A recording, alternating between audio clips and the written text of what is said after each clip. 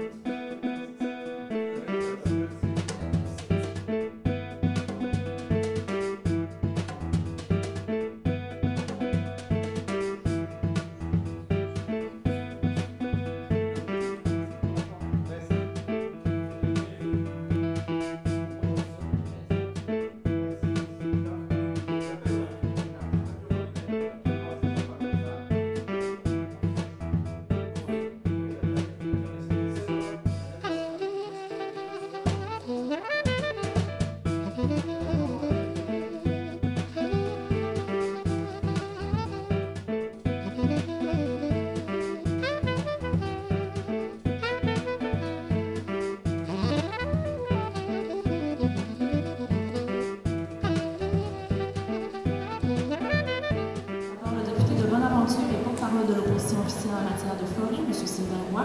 Vous savez, l'industrie forestière vit actuellement de grands enjeux et de grandes problématiques. D'une manière plus large, on peut parler d'une atrophie de l'économie forestière au Québec.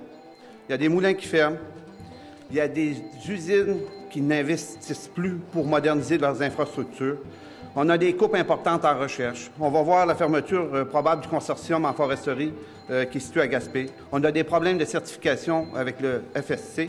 Et maintenant, on est dans un contexte où on vit des coupes de 30 dans le soutien aux travaux en forêt privée.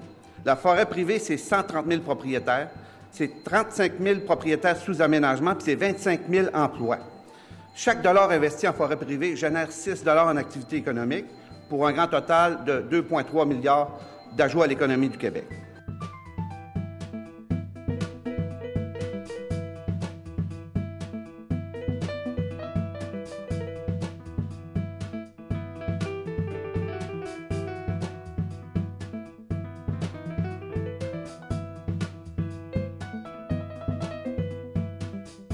Monsieur le député de Bonaventure.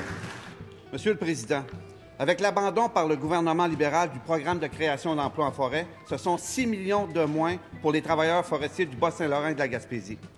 Lors de sa tournée régionale qui s'appelait « Faire plus », le ministre s'est fait interpeller pour maintenir les budgets en forêt privée. Or, la seule réponse qu'il avait à donner aux forestiers est une coupe de 30 de leur budget. À New Richmond, c'est plus de 500 travailleurs qui l'attendaient pour lui faire comprendre l'importance de la forêt privée, gagne-pain de plusieurs centaines de familles.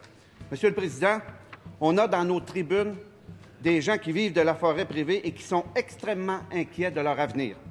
Est-ce que le ministre peut leur annoncer qu'il va rétablir les budgets dédiés à la forêt privée en Gaspésie et au Bas-Saint-Laurent?